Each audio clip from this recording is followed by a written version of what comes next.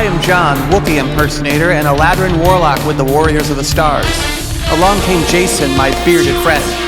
Fabulous secret ideas were revealed to me the day he came to my house and said, "I want to make a podcast!"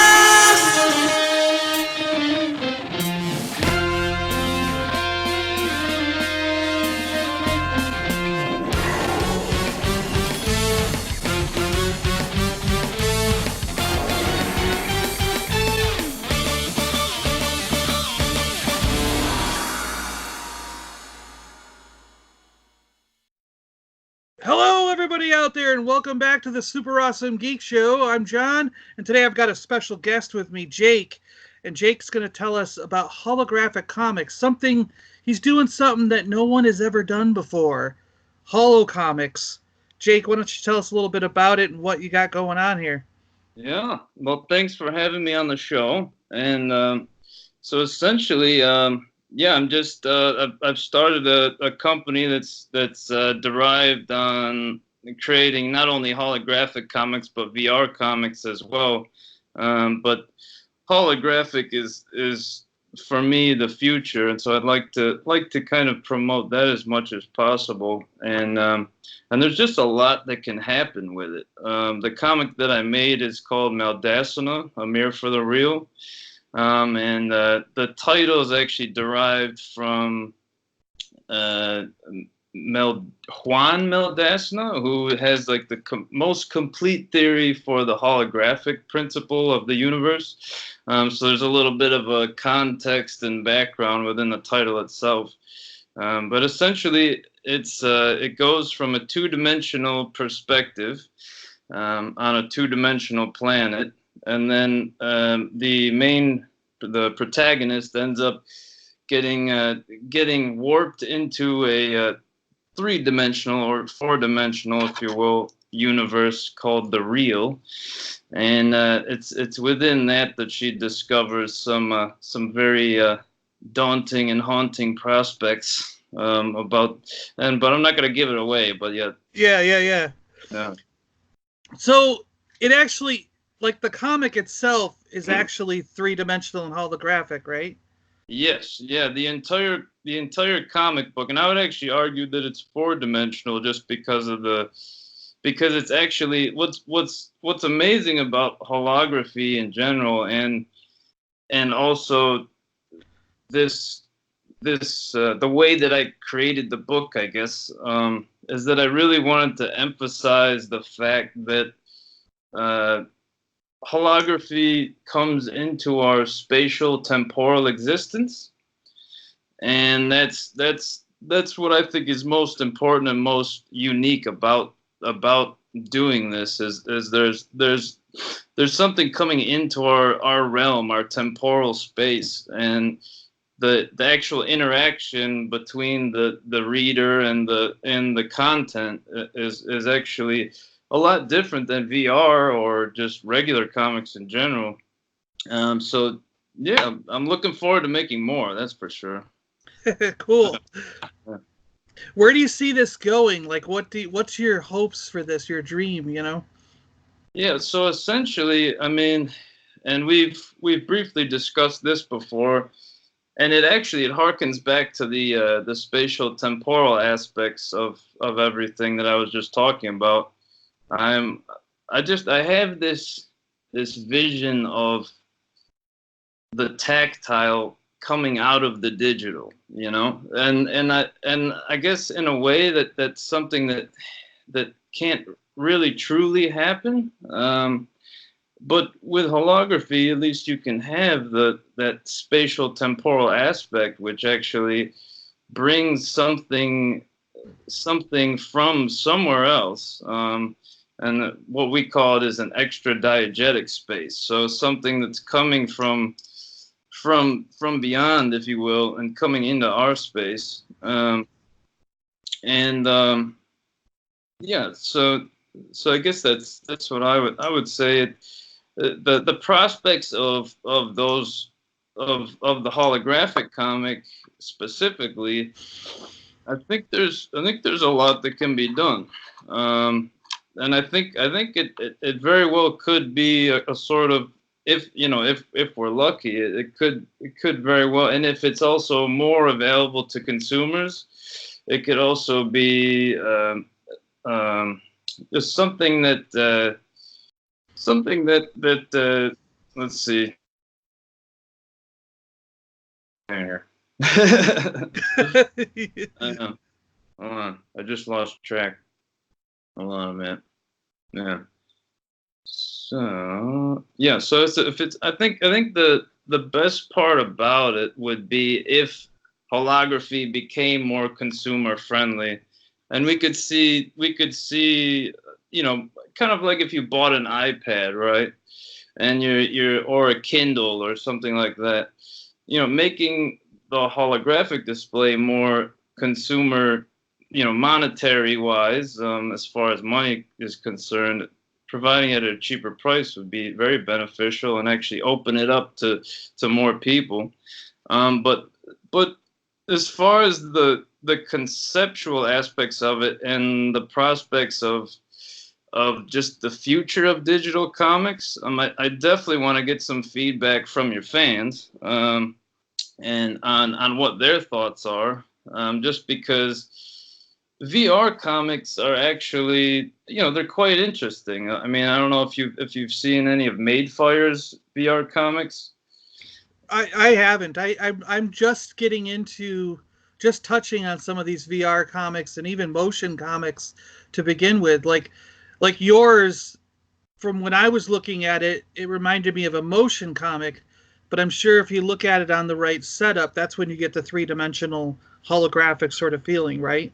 Yeah, exactly. And thinking of this, do you have special software that you have to look at it with, or do you have an app you download, or you just use it on an iPad? Like, how do people see the holographic part of your comic, Yeah, so there's the device that I utilize and create with and create the content for. And actually, the application was just published on their app library. So it's open to the public now for free. I'm not okay. charged. But you do need the device. Yeah. So and the device is called the Looking Glass Display, and it's I wish with me, but essentially it's about this big. Well, bigger than that, about that big. But there's also, other sizes that are much bigger that you can get.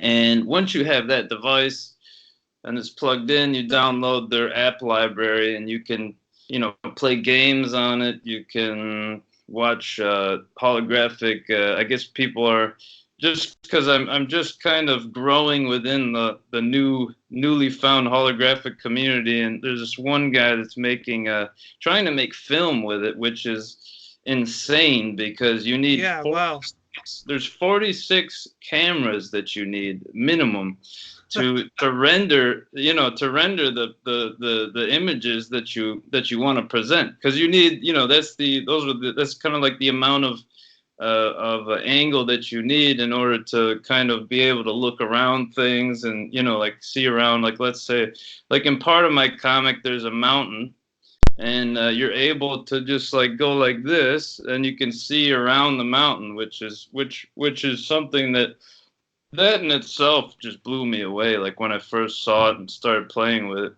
Yeah.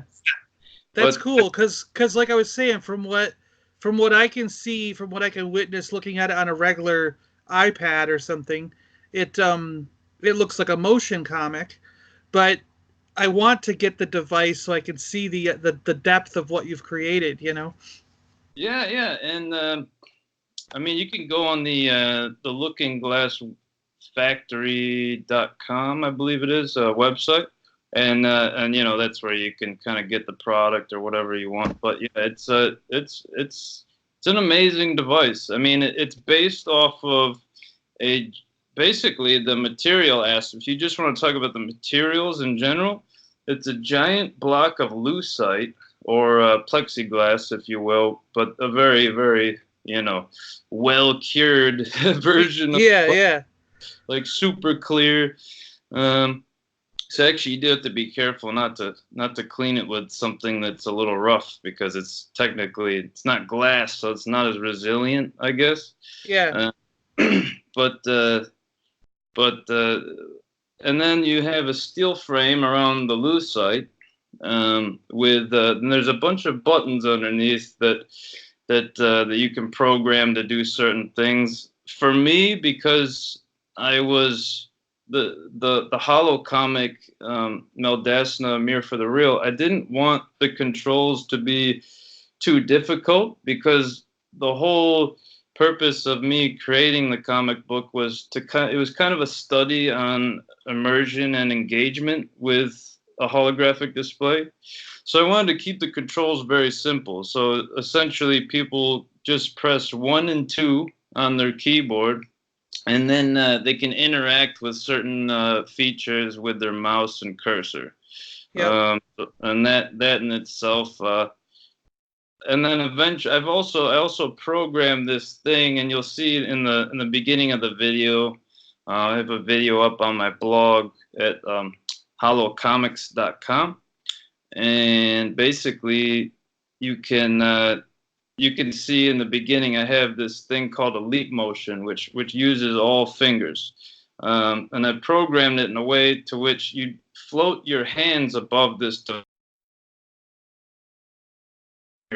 So eventually I am actually going to be making something like tactile in a way, like you can actually grab things, and there's already, apps on the Looking Glass library that do that.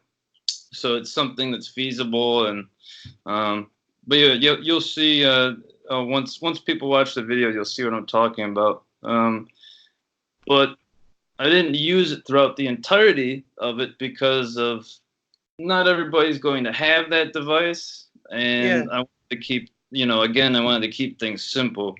And then as far as software is concerned, because obviously there's a bunch of that.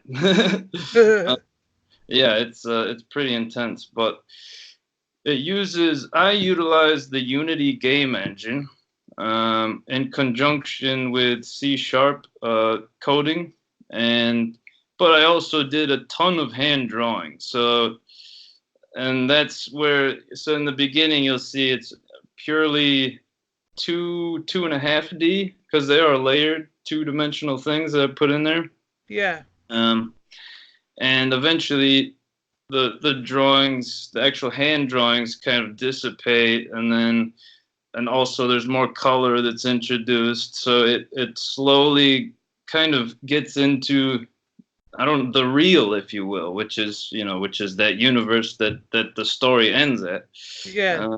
So the reader is kind of diving into this holographic 3 or 4-dimensional world at the same time as the protagonist is going through the story and entering that realm as well. Yeah, that's and the other part of it that I didn't really plan on, which was interesting to me, at least. I don't know if other people find this interesting, but the fact that the surface you're looking at this content through is reflective. So you're seeing your environment inside of this, inside of this block, and you're also seeing your face within it, while there's a virtual object in your space, so it's a very strange dichotomy and juxtaposition, as from a philosophical standpoint. But man, yeah, but that's a very good way to put it, diving in, because a lot of the compositions are super central and, hyper vortex warping, crazy things. So, and there's one particle effect that I assembled. It's basically like a bunch of these weird aggregating worm things, and they kind of like pop in and out of the frame, and so there's just a lot of spatial tactics I use to make it more engaging, and it was fun. Wow, nice. Cool.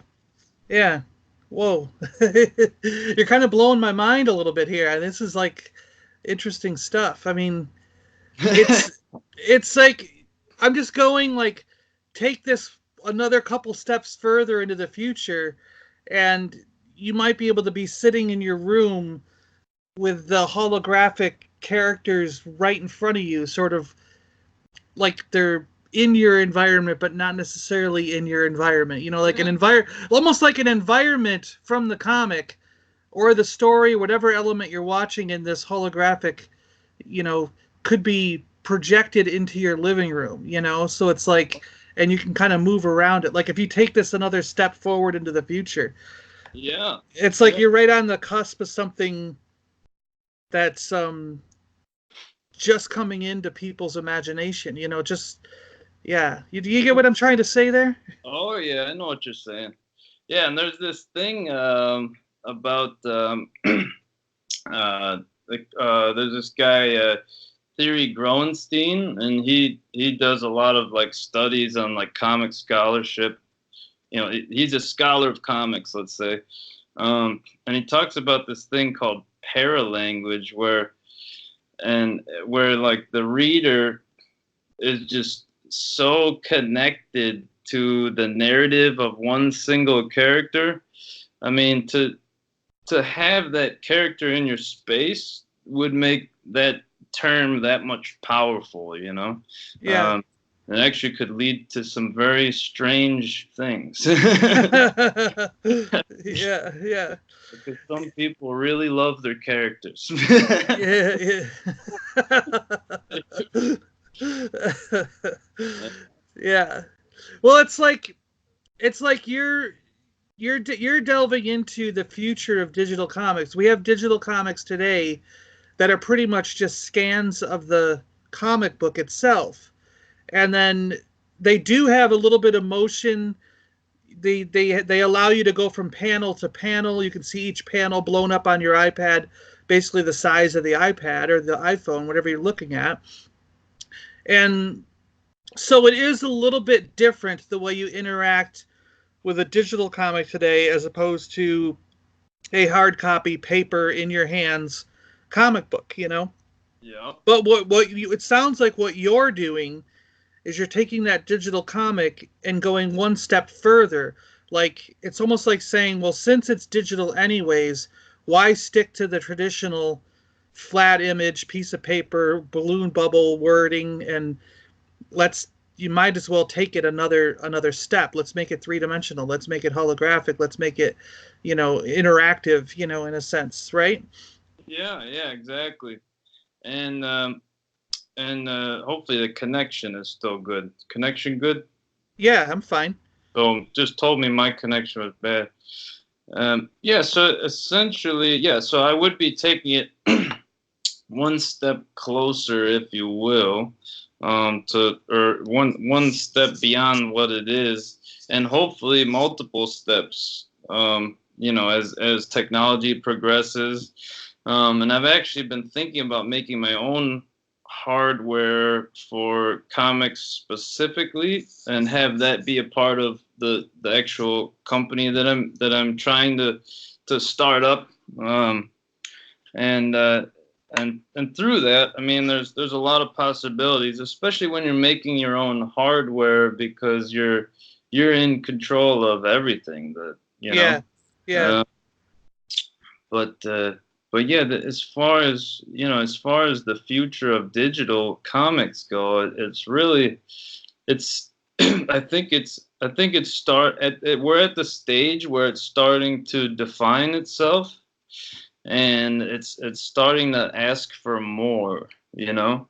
I mean, I love Comixology and Madefire and all those, you know. Yeah. Everything that they provide digitally, I think it's great. And it's, but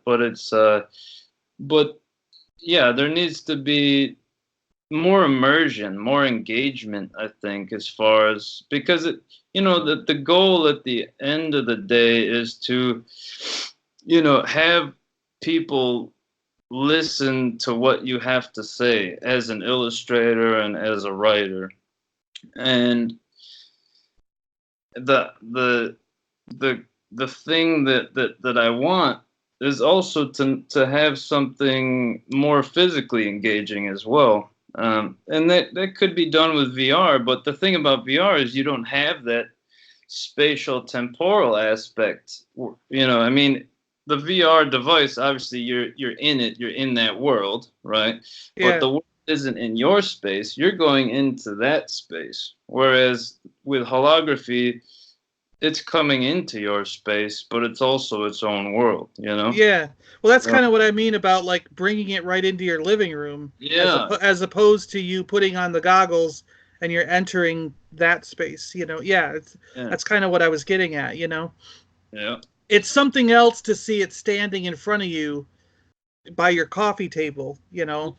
as opposed to like you putting on the goggles and entering this entire VR world, Yeah. And actually in that regard, like in a way, like because you're not utilizing a wearable device, it in a way, like, it has potential. Obviously it's not there yet, but it has potential to be more like the physical comic that we're used to, in a very strange way. I mean, obviously it's not going to be the same, but as long as it's outside of and we're viewing it as a window, Yeah. instead of viewing it as an immediate participant. We are a participant. So in virtual reality, I see that more as, okay, you're an immediate participant where you're in that world. Whereas when we're reading a beautiful comic book that smells amazing, just that smell, like, Yeah, yeah. good, like Yeah. with the glue and oh my God. And and it just gets smellier and smellier as the years go by. And I love it, That's the thing that digital comics can't do, and it's really upsetting. Well, you need smell-o-vision. Yeah, smell of it. Yeah. But it'd be great if we had like I could just kind of have a little diffuser on the holographic device that just kind of mists some comic book stench. Missed out some old comic book. Oh man, that'd be awesome. Yeah, well, that's the thing. That's something that defines a really good comic book store. Like there's some comic book stores that I go into, and it's just like going into a Toys R Us or a toy store. You don't get that experience, Yeah. But you go into one of those really old comic stores where there's just boxes of like those white boxes of comics stacked floor to ceiling. The guy who owns it's been there for 60 years. He has no clue what's in half the boxes anymore. And it's like, that's the kind of store I like. It's like usually jammed in somewhere in a plaza that's like the store is outgrown its space. So everything's just kind of crammed in there and you can barely walk through it. You got to dig for everything. Those are the stores I like. And that's kind of what... There's one down here. It's my favorite store and the one I go to all the time, Yeah. Well, I'm gonna have to visit. But when you come down to go to Star Wars Galaxy's Edge, because you're gonna come down and come with me some one of these days, I'll take you over to that comics shop, Yeah. And I'll take you to the other one that I really like because they got a ton of vintage and old toys. So we've got both styles here. We've got the old comic book store that I love, and we've got the giant, like newer, modern-looking store with all the retro toys from. Yeah. I mean, they've got all the Ninja Turtles, all the Transformers, all the G.I. Joes, Star Wars, going all the way back. Man, it's great. That's a treasure trove right there. Yeah. Beautiful. But what I was going to get into here was this kind of brings us into the difference between what people might feel between digital and the physical paper copy of a comic book. Like I myself am very big into I still get the issues every week. Every Wednesday I go and I get the individual issues. I'm not a subscriber to digital comics.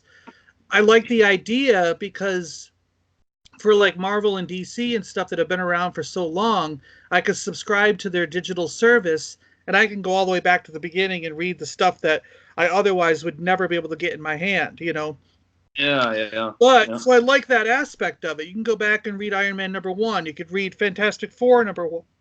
Pardon me, sorry. Fantastic Four #1. yeah, it's going to be rare that you're going to get a Fantastic Four #1 in your hand. It's going to be rare that you're going to get a reader's copy of Amazing, what was it, Amazing Fantasy or whatever that had Spider-Man's first appearance, you know? Oh, yeah, yeah.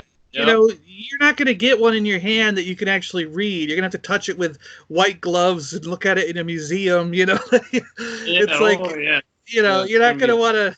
You're not going to want to put pizza grease from your fingers on a $15,000 comic, you know. Yeah.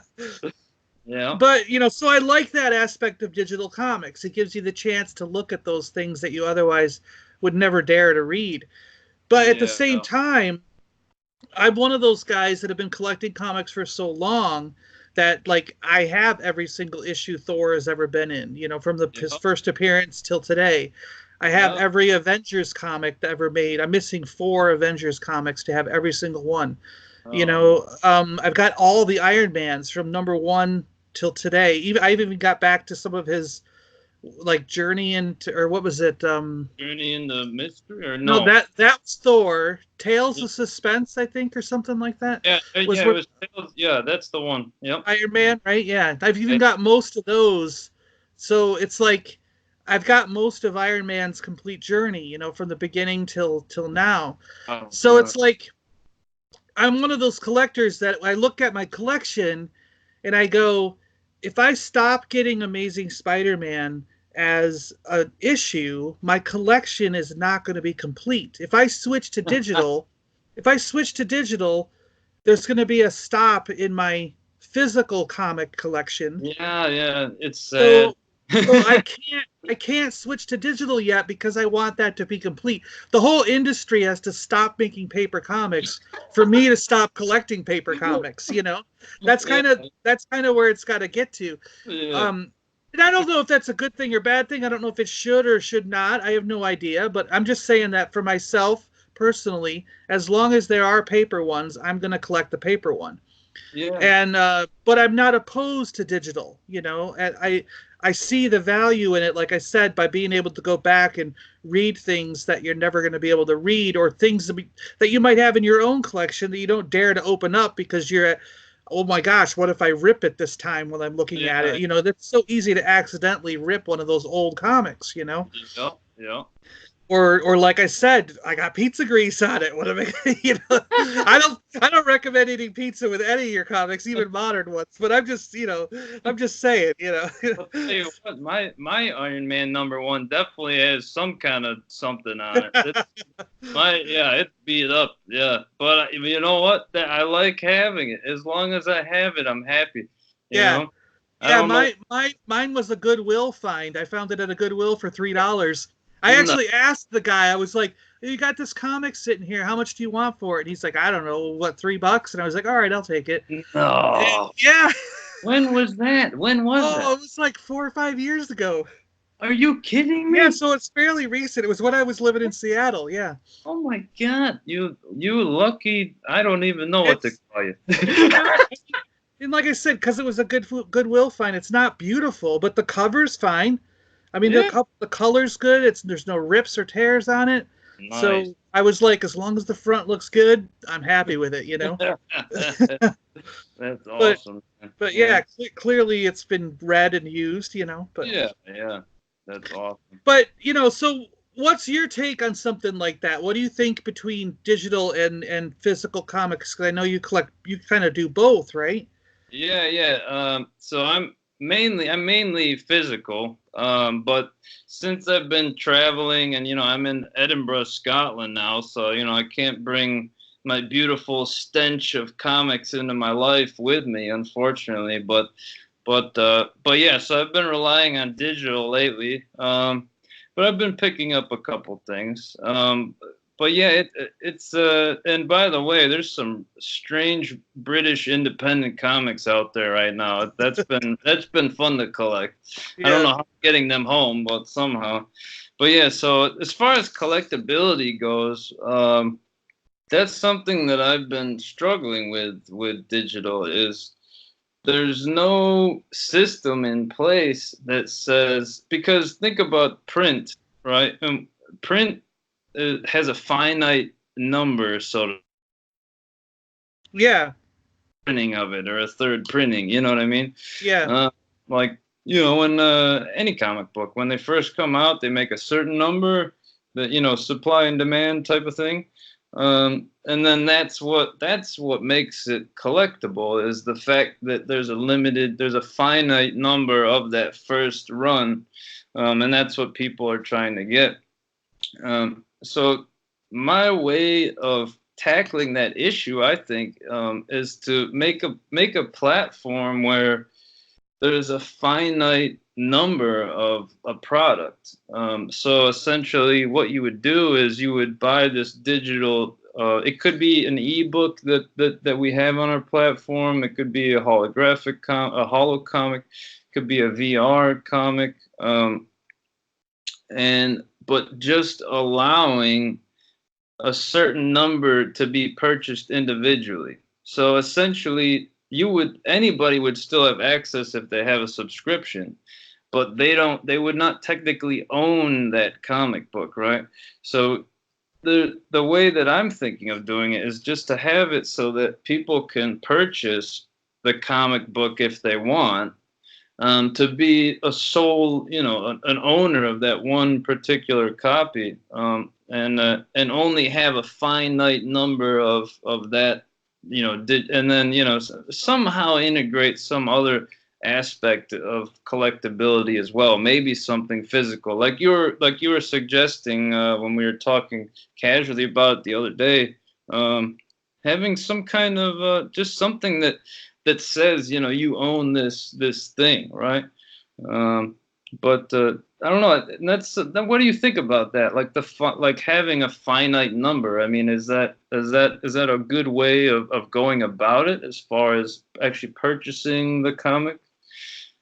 Well, I have heard of that method before. People come up with a finite number of downloads, in a sense, for that particular item. Whatever it is, a movie, a book, a comic, or anything. Yeah. And then when that number of downloads has been reached, they say they're not going to issue any more. But yet it is available on a service that you pay a monthly fee to for those that don't want it. But the difference, though, is there's always something added to the downloadable one that you can't get on the free monthly pay-by-month service.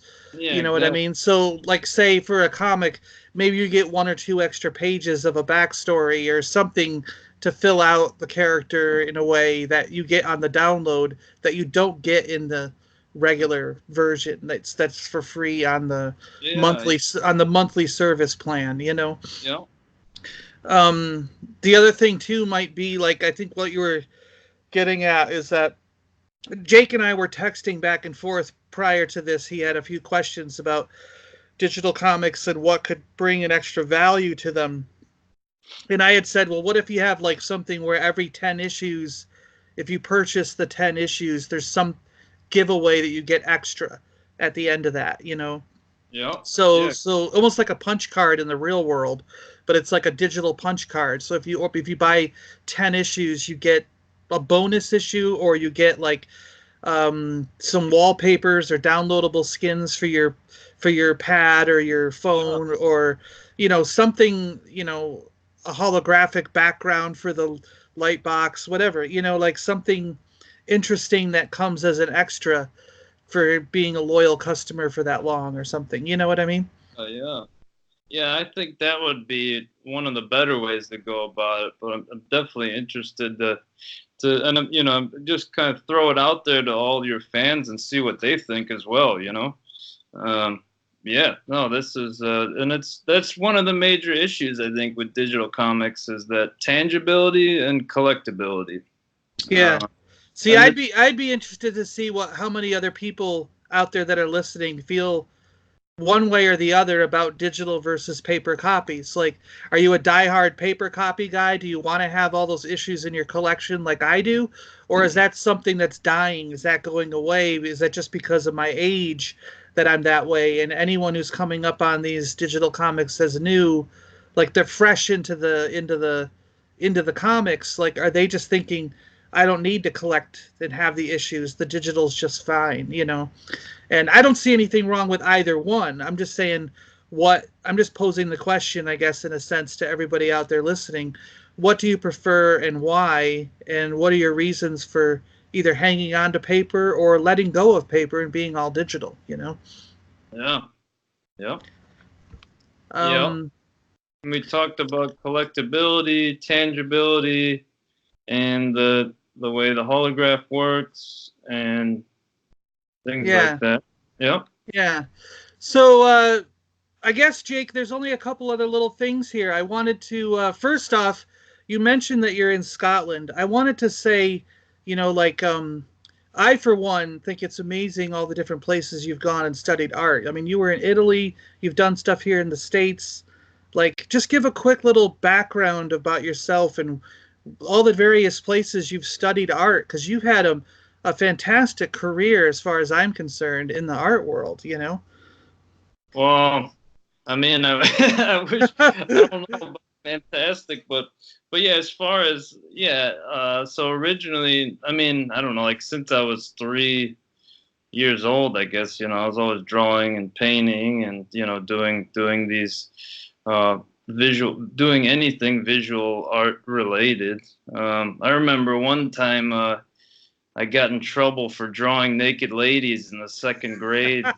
But I just kept doing it because the art teacher at the elementary school told the principal that the naked ladies are art and that I should be allowed to draw them. So I just kept. It was amazing. Yeah, wow.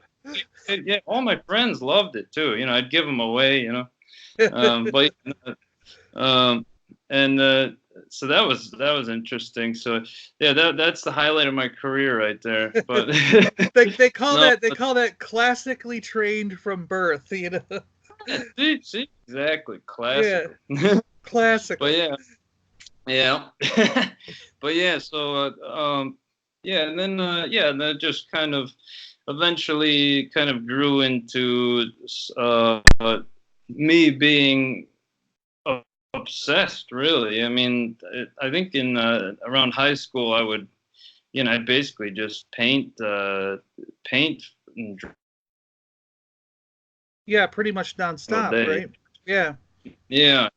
So I kind of achieved. I feel like I kind of that was the time that I really, kind of started to make things that were actually in my head, like, and they would come out just as I wanted them, and then and then I went to the Maryland Institute College of Art in Baltimore, and studied. Got a BFA in painting.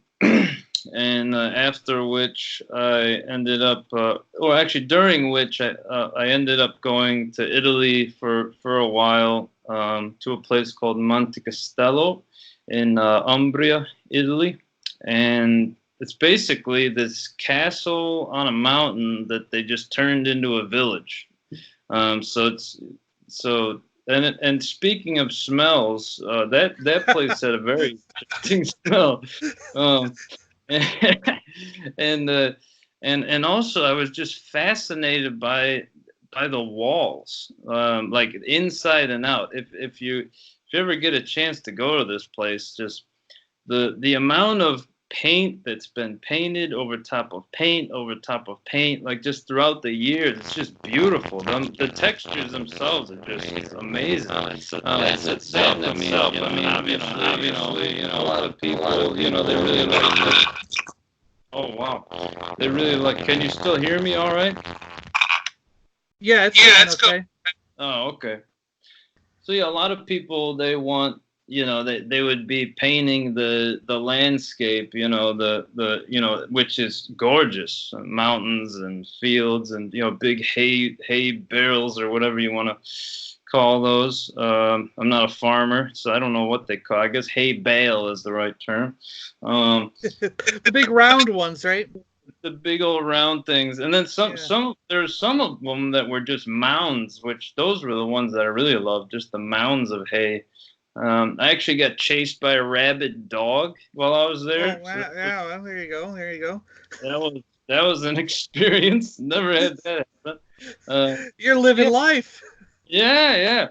but yeah, so the thing is, everybody else was painting this, and I also painted and drew this gorgeous landscape, but I just became fascinated with the walls inside the castle. So majority of the time, I was just completely obsessed with the texture of the walls. So I ended up drawing a lot of walls. I get that. I get that. There was a time where like we were out at the beach or on this cliffside, with this beautiful landscape, and everybody who's got their cameras is out there taking pictures of the sunset and the water and this beautiful landscape. And I'm zoomed in real close, getting pictures of the rocks, the detail on the side of because they had like streaks in it or water drippings or something. It just looked so surreal that I was like, I want to get right up close in there. And, so my camera's focused on the minute details of these rocks, and everyone else is looking at the wide landscape, So I get where you're coming from, Yeah, it's very Hegelian, like it's just anything that's phenomenological from a textured point of view. I just love it.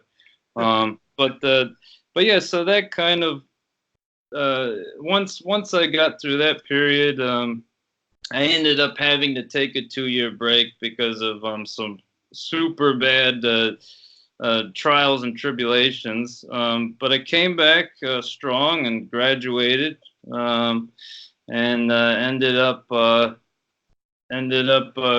then just going right into the art world in Manhattan. Did a bunch of stuff with a man named Michael Zelahowski. And he was with Ethan Cohen at the time, who founded Ethan Cohen found the guy Ai Weiwei, which a lot of people know Ai Weiwei as an artist. Not everybody, but he's definitely a strong name. And then after that, I decided that from just being an assistant to an artist wasn't really what I wanted, from myself. And I knew that a lot of good could come out of it individually for my art as well. But my interests just weren't in it. And I didn't really like the community, I guess. So I just kind of stepped out of it and ended up actually just doing commissions and freelance work for a number of years. And then eventually just went to Scotland, which is where I'm at now, and I have finished that, and I'm going to be graduating with a master's in design and digital media, and then I mean now I have a company that I'm starting, so that's the quick run through. Well, it's fascinating to me just because you've gotten to see so much of the world in the time that you've been on this world, like it's that's a real treasure. It's a treat, to be able to have that with your education and being able to go around to the many places that you've gone and get influences from so many different cultures. You know what I mean? Like you've said you've got like the Boston culture, but you've got the New York City culture, you've got an Italian aspect to you, and then now the Scottish. All that stuff has to come in and influence you in different ways that you probably would never expect, Yeah, I'm really grateful for, that I was able to do that, Yeah. I mean, luckily, one of the main reasons why I was able to do that is because I got a series of scholarships that supported me throughout the undergraduate degree. Yep. Which obviously preserved some money for doing those extra things, and now coming to Scotland. So I'm fortunate, but I mean it took a lot of hard work, to get that funding. Yeah. And in many ways, I kind of missed out on a lot of normal teenage fun, I guess, if you want to call it that, because I was focused, but now, I've had a good run with just kind of make this startup happen and see where it goes. Yeah. Yeah. Well, hey, I always like to, you got to let all our listeners know where to find you. You mentioned you have holocomics.com, right? Yep. Yeah, you can. So right now, if you go to holocomics.com, you'll notice the logo says Valhalla, and Valhalla is going to be the kind of parent company per se. Holocomics is the entity, because eventually the platform is that I'm creating right now, with some software engineers, is going to also provide games from independent digital artists. And I'm looking for work right now from independent digital artists. So if you have ebooks, if you have VR comics or VR games or whatever it is that's digital, I can put those on my platform and support you. And you can just do that, right? If you just go into the contact section, then you'll be able to get a hold of me right away. Yep. Cool. Do you do Twitter, Facebook, Instagram, any of that stuff? Yeah. So I'm gonna be starting an Instagram page, and I do have a Twitter page. It's super new. There's hardly anybody following it at the moment, but yeah, it's there is something there, and everybody's more than welcome to follow me there. And I'll definitely put up an announcement when I have an official Instagram. Yeah. What's the Twitter? What's the Twitter? The Twitter is Valhalla Deck. So Valhalla at Valhalla Deck. All right. Like Yep. VALHOLODECK? That is correct. Yep. Got Yep. it. All right, cool. I got to make sure I'm following it myself. I didn't know you had the Twitter. Yeah. Yeah. I would have been blasting you with, did you see that Star Wars trailer? Holy crap. Yeah. No way. Hey, I think I might be following the Geek Show, maybe, if you have it. The Super Awesome Geek Show, maybe. Yeah, at Awesome Geek Show. Yeah. Yeah. So. Well, if you are, then I probably am following you back, and I just didn't realize, because I usually follow back. I'm one of those kind of guys. Yeah. Beautiful. But yeah, Dark Ray, what'd you think of that, man? That blew my mind. Just real quick, Holy cow! Yeah, what the heck? What is going on in this world? and that lightsaber is phenomenal, right? Wouldn't that be so cool? The flip, it's like flipping pancakes. Oh my god! She just drops it and it flips out. That is like a switchblade, dual blade lightsaber or something. Oh my god! Yeah, it's like West Side Story meets Star Wars. Yeah, that's pretty cool. Yeah, when I saw that, I just about lost my shit. I was just like, oh, what did I just see? What did I just see? What was that? I had to rewind it. I was just like, my eyes just must have flew out of my head. It was just. I was just like, what? Yeah, that was an oh my god moment for sure. Yeah. That was good. Brilliant marketing. If you want to get someone talking about your product, your thing that's coming out, that's the way to do it. We're gonna be talking about it for months. Oh yeah. It's gonna be a good Christmas. That's for sure. Yeah. Yeah. Oh yeah. Well, Jake, I just want to say thanks a lot for joining me here. I'm sure we could talk for hours, but I like to keep these things in a reasonable length, Concise and consolidated. Yep. That's good.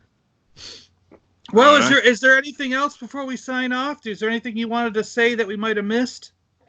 No. I just, like I said, again, I'm definitely interested in what your fans have to say about digital comics in general, and if they have any ideas, and also anything that they've actually created, I'd love to see it, and build a community, I guess, of independent digital comic artists, game artists, etc. So yeah. Well, I had mentioned to you earlier that I had just talked to Sam Johnson about his Geek Girl comics, and you had said that you actually knew about him because being over there in the UK, you knew about him already. Yeah. But I haven't picked up any of the issues yet. I got to get into it. Yeah. It's a really good comic. I enjoy it a lot. So. Yeah. Yeah. I'm not saying that anyone from the UK should know everybody from the UK. That's not what I'm getting at. I'm just saying that you happened, when I mentioned it the other day, you happened to be like, I know that guy. Yeah, Or I've heard of him. Yeah. Yeah, there's this comic book store around the corner, and he has a ton of great independent stuff and just a good selection. And it's actually concise too. Speaking of which, so Yeah. it's a small place, but he just has he's very selective about what he displays. It's just awesome. Cool. So, Yeah. Well, there's a new trade coming out for Geek Girl, so it just came out yesterday. So if he gets the trades in, he might get it. Who knows? Yeah. I'll go and check it out for sure. Definitely. Well, all right, Jake. I guess thanks a lot for coming on. It was cool talking to you, and I'm sure we'll talk again as this gets going. And everyone out there, I just really encourage you to check out Jake's stuff. It's really cool, and this is the future of comics, wouldn't you say? Yeah. I hope we can make it a bright future.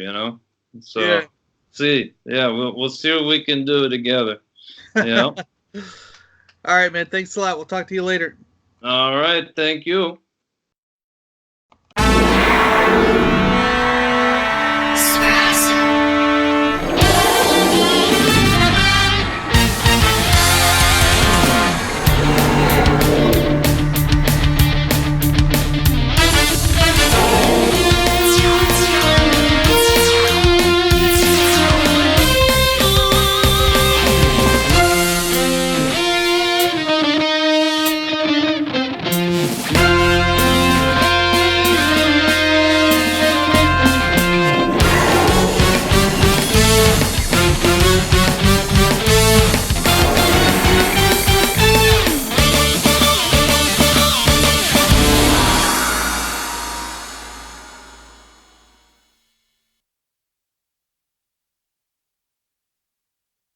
Recording.